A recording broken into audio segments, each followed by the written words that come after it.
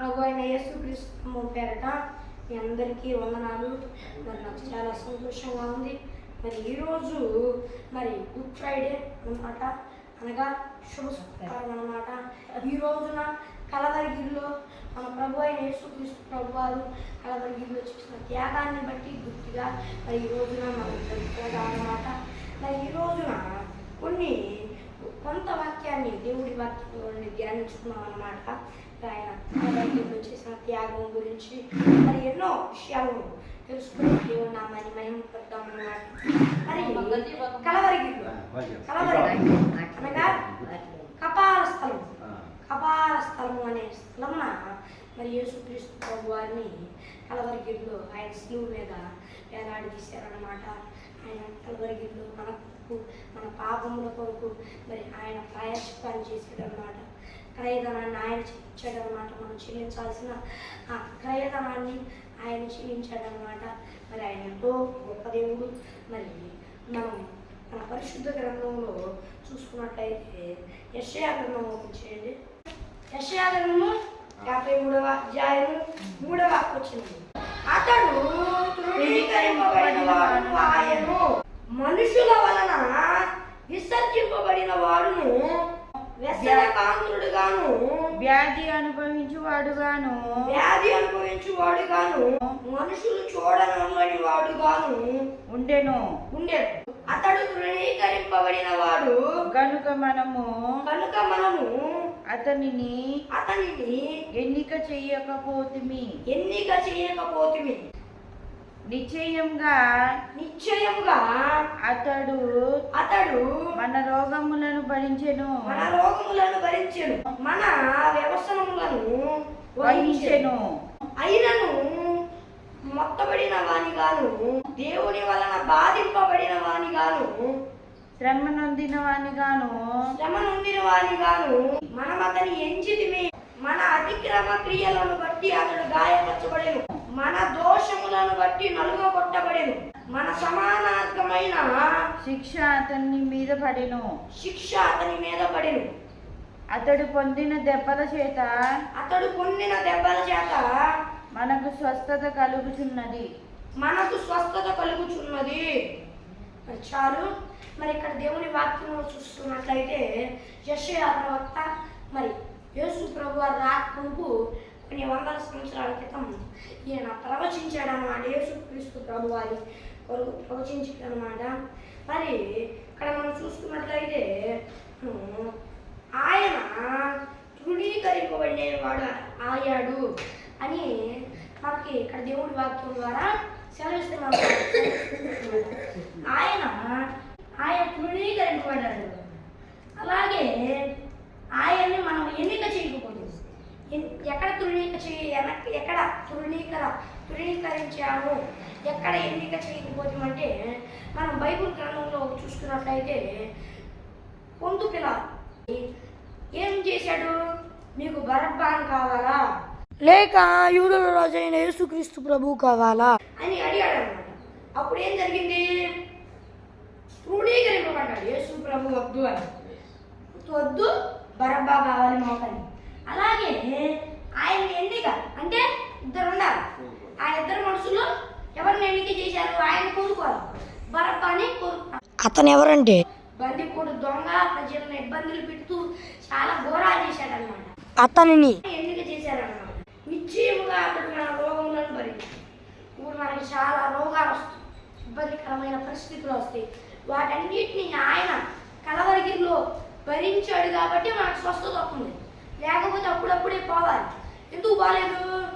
ఆయన కలవరిగిరిలో భరించాడు కాబట్టి మన పాపాలనే మనం ఈ భూమిని ఎడవలం, లేకపోతే ఇడిచి వెళ్ళిపోయేవాడు. మనము విడవలేదు అంటే కారణం ఎవరు? యేసుక్రీస్తు ప్రభువారు. ఈ రోగాలు అనేవి ఎలా వస్తాయి? పాపాల వలన, కొన్నిసార్లు ఏంటి కొన్ని ఇబ్బందికరమైన పరిస్థితుల వలన, కొన్నిసార్లు ఆయన నామ మహిమార్థం కొరకు స్వస్థత జరగడం కొరకు దేవుడు అనుకోవడం వలన, కొన్నిసార్లు మన పితరుల దోషాల వలన వస్తాయి అన్నమాట ఈ రోగాలు అనేవి, ఈ ఇబ్బందికరమైన పరిస్థితులు అనేవి. ఆయన వాటిని భరించాడు కాబట్టే మనకు స్వస్థత కలిగింది. లేకపోతే మనం ఎంతో ఇబ్బంది చేయబడేవాడు. ఈ రోజున అనగా కలవరిగిరిలో ఈ రోజున ఆయన కపాల స్థలము అనే పేరు గల స్థలాన ఆయన కలవరిగిరిలో మన కొరకు ప్రాణత్యాగాన్ని చేశాడు కాబట్టి మనం ఈ రోజున ప్రాణత్యాగాన్ని చేశాడు ఆయన కాబట్టే మనం ఇలా ఉన్నామన్నమాట. లేకపోతే మనం ఎన్నో దోషాలు పాపాలు అనుభవిస్తూ ఎంతో ఇబ్బందికరమైన పరిస్థితుల్లో ఉండాల్సింది వాళ్ళం. అలాగే మన వ్యవసనములను వహించదు అంటే మనం తప్పుడు వ్యవసనం అంటే వ్యసనాలను ఆయన భరించాడు అనమాట. అంటే చండాలు గుర్తనాలు దొంగతనం పాపం ఇంకా వేరే విధాలుగా మరి అందరికి తెలుసు కదా, నేను చెప్పాల్సిన అవసరమే ఉంది. అలాంటి వాటన్నిటిని ఆయన భరించాడు అనమాట. ఆయన వహించాడు అనమాట. ఆయన వహించాడు కాబట్టి మనకి ఇబ్బంది ఉండదన్నమాట. అంటే ఇప్పుడు ఎవరైనా అలాంటి వ్యసనాల్లో ఉన్నట్లయితే వారికి పరలోక రాజ్యం దొరకదన్నమాట. కానీ ఆయన నమ్ముకొని అయ్యా అని ఆయన వేడుకొని సొంత రక్షకుడిగా ఆయన అంగీకరించి పాపం వదిలిపెట్టారనుకో ఖచ్చితంగా ఆయన పరలోక రాజ్యం తీసుకెళ్తాడు. ఎందుకు? ఆయన శిక్షను ఆయన వహించాడు కాబట్టి మనం తీసుకెళ్తాడన్నమాట. అయినను మొత్తబడిన వానిగాను దేవుని వలన బాధింపబడిన వానిగాను శ్రమ నొందిన వానిగాను మనం అతని ఎంచితిమే. అంటే ఆయననే మొత్తబడిన వాడుగాను దేవుని వలన బాధింపబడిన వానిగాను శ్రమ నొందిన వానిగాను ఆయన ఎంచాము, ఆయన్ని ఎంచితిమే. మరి తర్వాత చూసుకున్నట్లయితే మన అతిక్రమ క్రియలను బట్టి అతడు గాయపరచబడిను. మనం చూసుకున్నట్లయితే మనం పాపాలు చేస్తాం కదా, ఆ పాపాలు ఉంటాయి కదా, ఆ పాపాలను బట్టి ఆయన గాయపరచబడ్డాడు అనమాట. అయితే ఆయన వాటిని గాయపరచబడినప్పుడు ఎంతో శ్రమను అనుభవించాడు అనమాట, ఎంతో బాధను అనుభవించాడు అనమాట. అదంతా నా కొరకేనమాట. మన దోషాలను బట్టి నలుగొట్టబడ్డాడు. మానవులైన మన కొరకు నలగొట్టబడి రక్తాన్ని చిందించి మన కొరకు త్యాగాన్ని చేశాడు అనమాట. ఎందుకు? తప్పు చేస్తున్నాం, మనం తప్పు చేసి పాపాత్మూలం అవుతున్నాం, పరలోక రాజ్యం వెళ్తున్నా. ఆయన ఇప్పుడు వచ్చి తన ప్రాణ త్యాగం చేస్తేనే, ఆయన రక్తంలో కడగబడితేనే మనం పరలోక రాజ్యం వెళ్తాం అన్నమాట. అందుకొని ఆయన పరలోక రాజ్యంలో నుండి సింహాసనం మీద కోట్ల కోట్ల కోట్ల కోట్ల స్తుతి స్తుతి స్తుతి స్తుతి స్తుతి అని ఎల్లప్పుడూ స్తుతిస్తూ ఉంటారు. తండ్రి కుడిపార్శ్వమున ఆయన కూర్చొని ఉండేవాడు అన్నమాట. ఆయన మన కొరకు ఈ భూమి మీదకి శరీరధారిగా వచ్చి మన కొరకు ఈ 33 సంవత్సరాలు ఈ మానవుల దృష్టిలో 33 సంవత్సరాలు జీవించి 33 సంవత్సరాల వయసులో ఆయన మరి కలవరిగిరిలో ఆయన మన కొరకు ప్రాణ త్యాగాన్ని చేశాడనమాట. మన సమానార్థమైన శిక్ష అతని మీద పడిను. అంటే ఆ శిక్ష ఆయన మీద పడింది అనమాట. అంటే ఎలాంటి శిక్ష? పాపాలు దోషాలు చేస్తా ఉంటారు. అలాంటి ఆ పాపాలు దోషాల వల్ల వచ్చే శిక్షని, సమానార్థమైన శిక్షని ఆయన మీద పడింది అనమాట. అప్పుడు మనకి ఆ శిక్ష రాదన్నమాట. ఏది? ఆయన రాజీవులు అని చెప్పి ఎట్టబడితే అలా ఉండకూడదు. మనం ఆయన ఎందుకు విశ్వాసం ఉంచి ఆయన రక్తం చేత కడగబడి మన హృదయంలో కూడా ఆయన రక్తం చేత కడగబడిన వారిపై ఆయనకి ఇష్టానుసారంగా ఉన్నట్లయితే ఆ శిక్ష అనేది మన మీదకి రాదన్నమాట. రాకుండా దేవుడు చూసుకుంటాడు అన్నమాట. అలాగే అతడు పొందిన దెబ్బల చేత మనకు స్వస్థత కలుగుతున్నది. అంటే ఆయన ఎంతో ఇబ్బంది పడ్డాడనమాట. ఒక్కో కొరడా దెబ్బకి 16 కుట్లు పడతాయి అన్నమాట. అలాగే ఆయన్ని ముళ్ళ కిరీటం, ఆ ముళ్ళ కిరీటం ఎంతగా ఇబ్బంది పెట్టుకుంటుంది చూడండి. ముళ్ళ కిరీటం అవి ఒక్కో రకం కాదు, 300 రకాలైన ముళ్ళ కిరీటాలు వస్తుందన్నమాట దేశంలో. అలాంటి ఆ 300 రకాలైన ముళ్ళ కిరీటాల్లో ఏది పెట్టారు చూడండి. ఎంతో ఆయన అనుభవించాడు బాధ. ఏది? మీ కొరకు నా కొరకు అన్నమాట. మరి మనం ఏం చేయాలి? ఆయన ఇష్టానుసారంగా బాప్తిస్మం తీసుకొని ఆయన ఇష్టానుసారంగా బ్రతకాలన్నమాట. మరి ఆయన గాయపరచబడే రాకుండా మనకి స్వస్థత కలుగుతున్నదన్నమాట. మనకి స్వస్థత అంటే ఏ ఇబ్బంది లేకుండా ఎంతో ఇబ్బంది పడేవాళ్ళం అనమాట. మరి ఈ సమయాన మనం ఏం తెలుసుకోవాలంటే దేవుడు ఎన్ని బాధలు అనుభవించారో చూశారు కదా. మరి ఒక నిజమైన సంఘటన నేను మీతో చెప్పాలని ఆశిస్తున్నాను. మరి ద ప్రైజన్ ఆఫ్ క్రైస్ట్ అనే సినిమా తీయాలి అని ఆశించాడు ఆయన. మరి ఆయన యేసు ప్రభువుని నమ్ముకోలేదన్నమాట. అయినా కూడా ఆయన ముఖం యేసు ప్రభు వారి లాగా బాగుండిద్ది అని చెప్పి ఆయన ఎంచుకున్నాడు అన్నమాట. కొంత ధనానికి మాట్లాడాడు అన్నమాట. ఆయన సినిమాలో నటించాలి యేసు ప్రభువు లాగా అని. అప్పుడు అది ఏం జరిగిందంటే ఆ డైరెక్టర్ గారు మరి తీపిస్తున్నారన్నమాట. ఆ షూటింగ్ చేస్తున్నప్పుడు ఏం జరిగిందంటే నిజంగా ఎలా జరిగిందో అలా కళ్ళ కట్టినట్టు చూపించాలి అని ప్రజలకి ఆయన ఆశించారన్నమాట. అయితే వాళ్ళు ఏమనుకున్నారంటే 100కి 100% అయితే మనం చూపించలేం, మినిమం ఒక 40% అయినా మనం చూపించాలి అని ఆశించి నిజమైన కొరడాలు తెప్పించి చేయించారనమాట. ఇప్పుడు ఏం జరిగిందంటే 2 కొరడాలు, ఒక కొరడాకే 16 కుట్లు పడతాయి అని చెప్పుకున్నాం కదా. ఆ 16 కుట్లు పడతాయి అని చెప్పి ఆర్టిఫిషియల్గా శరీరం ఉంటుంది. ఆ శరీరాన్ని ఆయన ధరింపజేసి దాన్ని ఉంచారనమాట. అప్పుడు ఏ దెబ్బలు తగలవన్నమాట, అది అంత స్ట్రాంగ్ ఉంటుంది అనమాట. అయితే మొదట 2 కొరడాలు కొట్టారనమాట. అప్పుడు ఏమి దెబ్బ తగల, కాకపోతే ఆయన ఇబ్బంది పడ్డట్లు నటించాడనమాట. అయితే 3వ దెబ్బ అంటే 3వసారి కొరడా కొట్టినప్పుడు ఆ శరీరం ఉంది కదా, ఆ శరీరం దాటి వెళ్ళలేదు ఏదైనా. కానీ ఆ కొరడా అంత గట్టిగా ఉండేటప్పటికి ఆ కొరడా ఆయన శరీరంలోకి వెళ్ళేటప్పటికి 16 కుట్లు పడ్డాయి అన్నమాట. మరి చూసుకున్నట్లయితే 16 కుట్లు పడ్డాయి అన్నమాట.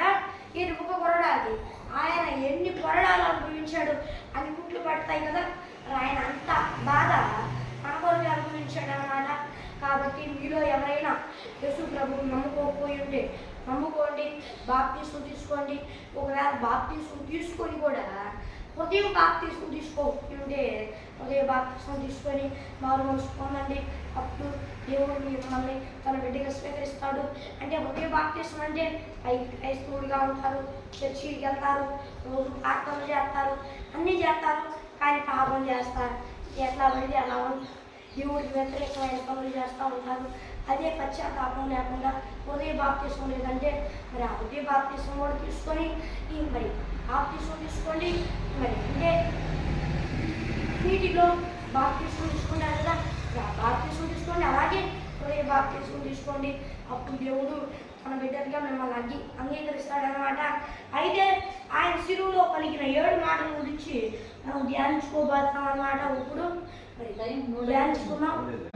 మరి మనం చూసుకున్నట్లయితే దేవుని వాక్యంలోకి వెళ్దామన్నమాట. మరి శిలువ ధ్యానంలో మరి 7 మాటల గురించి మనం ధ్యానిద్దాం. మరి లోకా సువార్త 23వ అధ్యాయం 34వ వచనం. యేసు తండ్రి వీరేమి చేయుచున్నారో వీరు ఎరుగరు కనుక వీరిని క్షమించుమని చెప్పాను. మరి ఇక్కడ చూసుకున్నట్లయితే మరి మొదటి మాట ఆయన ఏం పలికాడంటే మీరేం చేస్తున్నారో వీళ్ళకి తెలియదు, క్షమించమని పలికాడు అన్నమాట. ఎందుకంటే ఆయన కలవరి గిడ్లు చేశారనమాట. ఆయన కలవరి గిడ్లు సిలువేసి ఆయనకి ఎంతో బాధ పెట్టారు ఆ సమయాన. అయితే ఇట్లా ఆలోచిస్తారు మన ప్రతి ఒక్క మనిషి. అయితే దీంట్లో ఆత్మీయ అర్థమైంది ఒకటి ఉందన్నమాట. ఏమంటే మన మనుషులమైన మనం ప్రతి ఒక్కరు పాపం చేస్తూ ఉంటాం అన్నమాట. తప్పులు చేస్తా, దేవుడికి వ్యతిరేకంగా బతుకుతా, ఎట్లా పడితే అలా ఉంటాం అన్నమాట. అలా ఉన్నప్పుడు ప్రభు ఏమని కలుగుతున్నాడంటే వీరేం చేస్తున్నారో వీళ్ళకి తెలియదు, వీళ్ళని క్షమించమని దేవుడు పలికాడనమాట. మరి ఇక్కడ మనం తెలుసుకున్నట్లయితే ఆయన క్షమించమని చెబుతున్నాడు. మరి మనం కూడా ఆయన ఎల్లప్పుడు ఆయన బాధ పెట్టకుండా సిరి వేయకుండా ఉందాం. అప్పుడు మనం దేవుడి వారి అవుతాం. మరి దీనిలో ఆత్మీయ అర్థమైనది ఏందనేది మనం ధ్యానించుకున్నాం. మరి తొందరగా ధ్యానించుకున్నాం. మరి 2వ మాట లూకా సువార్త 23వ అధ్యాయము 43వ వచనం. నేడు నీవు నాతో కూడా పరదేశిలో ఉండువని నిశ్చయంగా నీతో చెప్పుచున్నాను నేను. అందుకు ఆయన వానితో నేడు నీవు నాతో కూడా పరదేశంలో ఉండువని నిశ్చయంగా నీతో చెప్పుచున్నాను నేను. మరి ఇక్కడ చూసుకున్న చూసుకున్నట్లయితే ఆయన చెప్పాడు అన్నమాట. అయితే ఎక్కడ నుండి ఆయన పలికిన మాట అని వచ్చిందంటే నేడు అన్న కాడ నుండి వచ్చిందన్నమాట. అయితే నేను పూర్తిగా చదవాలని చెప్పి చదివినాను అనమాట. అయితే పరదేశులు అంటే ఆయన మొదట ఏమన్నా పలిగాడు, క్షమించాడు, క్షమించి పరలోక రాజ్యాన్ని ఇవ్వాలి అని ఆశించాడు అనమాట. మనం చూసుకున్నట్లయితే మనం కూడా క్షమింపబడాలి మొదట, అలాగే పరలోక రాజ్యానికి వెళ్ళి అర్హత పొందుకోవాలన్నమాట. మీతో కూడా దేవుడు చెబుతున్నాడంటే నేడు అనే మాటను తీసేసి చూసుకున్నట్లయితే నీవు నాతో కూడా పరదేశంలో ఉండువు అంటే పరదేశంలో ఉండే కృపని దేవుడు ఇస్తాను అని దేవుడు సెలవిస్తున్నాడు. అయితే క్షమింపబడాలి. ఏది ఆయన దగ్గర క్షమింపబడాలంటే ఆయన దగ్గర క్షమాపణ అడగాలన్నమాట. అప్పుడు పరదేశంలో ఉండే కృపని పొందుకుంటాం అన్నమాట. ఏది ఆయన నేడు అన్నాడు. ఎందుకు కలవరిగిరిలో అక్కడ దొంగ మరి ఆ సమయాన్ని సిడి వేశారు కాబట్టి నేడు అన్నాడు. ఆ మాట తీసేసి మనం అర్థం చేసుకోవాలన్నమాట. మరి నీవు నాకు కూడా పరదేశంలో ఉంటావు అని దేవుడు సెలవిస్తాడు అనమాట. మరి మూడవ మాట ధ్యానించుకున్నట్లయితే 4వ యోహాను సువార్త 19వ అధ్యాయం 26వ వచనం. అమ్మా ఇదిగో నీ కుమారుడు అని తన తల్లితో చెప్పాను. మరి ఇక్కడ చూస్తున్నట్లయితే దేవుడి వాక్యం ద్వారా మరి తన తల్లికి అనగా ఇక్కడ ఒక విషయాన్ని మనం ధ్యానించాలి. ఏంటంటే బాధ్యత అంటే తను తన తల్లికి పుట్టాడు కాబట్టి, అంటే తన తల్లి కంటే ఆయన బిడ్డే కాకపోతే భూలోకానికి రావడానికి ఆమెను వాడుకున్నాడు కాబట్టి ఆమె ఆశించింది మంచిగా ఉండాలి అని ఆమె ఆశించింది కదా. మరి ఆయన కలవరిగిరిలో త్యాగం చేసేటప్పుడు బాధ్యత నెరవేర్చున్నాడు అన్నమాట. మనం కూడా ఏ బాధ్యత అయినా నెరవేర్చాలన్నమాట. ఆయన ఏమో చెప్పాడు, ఇదిగో నీ కుమారుడు అని తన తల్లితో చెప్పాడు అన్నమాట. అలాగే తర్వాత శిష్యుని చూసి ఇదిగో నీ తల్లి అని చెప్పాను. ఇక్కడ చూసుకున్నట్లయితే తన శిష్యుడికి ఒక బాధ్యత చెప్పాడు అనమాట. ఇదిగో నీ తల్లి అని బాధ్యత చెప్పాడు అనమాట. ఇక్కడ మనం ఒకటి తెలుసుకోవాలి, మొదట ఆయన క్షమిస్తాడు, అలాగే ఏంది పరలోక రాజ్యానికి వెళ్ళే అర్హతనిస్తాడనమాట. మరి మూడవది ఏంటంటే కుటుంబ బాధ్యతను నెరవేర్చమని చెబుతాను. నేను ఏమైతే పని చెబుతానో అది నెరవేర్చమని చెబుతాను. ఈ వాక్యంలో మనం నేర్చుకోవాల్సింది ఏంటంటే ఆనాడు కొన్ని శిష్యుడికి ఆ పని చెప్పాడు. ఈరోజు మనతో ఏం చెబుతున్నాడంటే కొన్ని బాధ్యతలు మనకు అప్పగిస్తాడనమాట.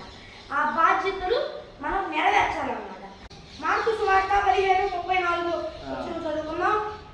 3 గంటలకు యేసు ఎలోయి ఎలోయి లామా సబక్తాని అని బిగ్గరగా కేక వేసాను.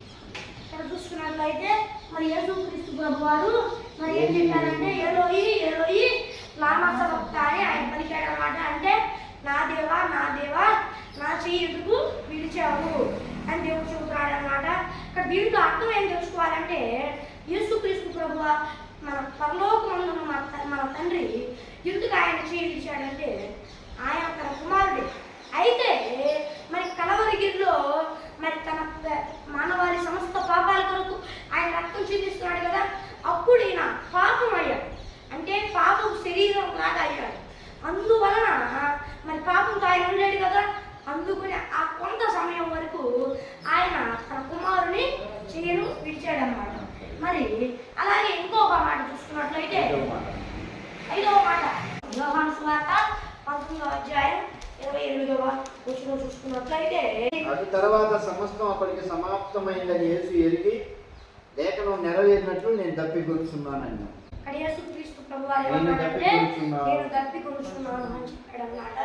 ఎందుకంటే లేఖనం అప్పటికి సమాప్తమైంది, అంటే ఆయన నెరవేర్చవలసిన పని సమాప్తమైంది. ఆయన తప్పికొచ్చున్నాడు అన్నాడు. అంటే ఆత్మీయ అర్థం ఏంటంటే ఆత్మల రక్షణ గురించి ఆయన చెప్తున్నాడు అనమాట. ఆత్మలు నా దగ్గరికి రండి ఈ అని చెప్తున్నాడు అనమాట. ఆత్మీయ అర్థం చూసుకున్నట్లయితే ఆయన తప్పికొచ్చున్నాను అని చెప్పాడు అనమాట. మరి 6వ మాట 19వ అధ్యాయం 30వ వచనం. యోహాను 19:30. యేసు ఆ చెరకపుచ్చుకొని సమాప్తమైనని చెప్పి తల వంచి ఆత్మను అప్పగించెను. మరి ఇక్కడ చూస్తున్నట్లయితే సమాప్తమైనది అని యేసుక్రీస్తు ప్రభువారు 6వ మాట పలికాడు అనమాట. దీనిలో ఒక అర్థమైన ఉందన్నమాట. ఏంటంటే సమాప్తం. గ్రీకు భాషలో చూసుకున్నట్లయితే దాని అర్థం ఏమొచ్చిందో తెలుసా? చెల్లించడం జరిగింది అని అర్థం. అనగా మానవాళి సమస్త పాపములు చెల్లించడం జరిగింది అని యేసుక్రీస్తు ప్రభువు పలికాడు అన్నమాట. దాన్ని అర్థం చూసుకున్నట్లయితే దాని అర్థం వచ్చేసరికి మానవాళి సమస్త పాపముల కొరకు నేను కలవరిలో నేను చెల్లించాను అని యేసుక్రీస్తు ప్రభువు చెప్పాడు అన్నమాట. 7వ మాట చూసుకుంటాం. లోకాసు వార్త 24వ అధ్యాయము 46వ వచనం చూసుకున్నాం. అప్పుడు యేసు గొప్ప శబ్దంతో కేక వేసి, తండ్రి నీ చేతికి నా ఆత్మని అప్పగించుకో. తండ్రి నీ చేతికి నా ఆత్మను అప్పగించుకొనుచున్నాను నేను. ఇక్కడ చూసుకున్నట్లయితే యేసుక్రీస్తు ప్రభువారు ఏమన్నాడంటే, తండ్రి నీ చేతికి నా ఆత్మను అప్పగించుకొనుచున్నాను అని దేవుడు చెప్పాడనమాట. మరి ఈ సమయాన మరి ఆయన యేసుక్రీస్తు ప్రభువారు కలవరిగిరిలో తన కొరకు ప్రాణ త్యాగాన్ని చేశాడనమాట. మరి ఆయన అప్పగించాడనమాట తన ఆత్మను తండ్రికి. మరి ఇప్పుడు ప్రార్థన చేసుకున్నాం. పరలోకమందున యేసయ్యా, నాయన మా కొరకు ఈ సమయంలో దేవా కలవరిగిరిలో నువ్వు ప్రాణ త్యాగం చేసావయ్యా. నీకేం చిరును తెచ్చుకోగలమయ్యా. నీకు స్తోత్రం ప్రభువా. నాయన యేసయ్యా, సర్వలోకనాథుడా, నువ్వు సహాయం చేసే దేవుడు. నాయన ఇప్పటికైనా నీ బిడ్డలైన వారు నిన్ను ఎదిగి నిన్ను తెలుసుకొని దేవా నాయన నీకు ఇష్టానుసారమైన విధంగా ఉంటూ బాప్తిసం తీసుకొని వారు బాప్తిసం తీసుకునేటట్టు, మనసులో ఆత్మీయమైన బాప్తిసం తీసుకునేవారు ఆత్మీయమైన బాప్తిసం తీసుకొని వారు ఆత్మీయమైన బాప్తిసం తీసుకునేటట్లు నీ కొరకు చూపించయ్యా. నువ్వే సహాయం చేయమని వేడుకుంటూ యేసుక్రీస్తునామమున అడిగి వేడుకుంటున్నాము మా ప్రేమలో మరి అందరికీ వందనాలు ప్రభు అయిన యేసుక్రీస్తునామములో. మరి ఇదన్నమాట మరి గుడ్ ఫ్రైడే అనగా శుక్రవారానికి సంబంధించిన మెసేజ్. మరి వర్తమానాలతో అలాగే మరి వాగ్దానములతో నేను మీ ముందుకు వస్తాను. మరి మీ ప్రార్థన అవసరతల కొరకు స్క్రీన్ మీద కనిపిస్తున్న నెంబర్కి కాల్ చేయగలరు. ప్రార్థించండి. మరి మీ ప్రార్థన అవసరతల కొరకు స్క్రీన్ మీద కనిపిస్తున్న వాటికి సంప్రదించండి. మరి ఒక వీడియోతో మరి కలుద్దాం. అంతవరకు దేవుని కృప తోడై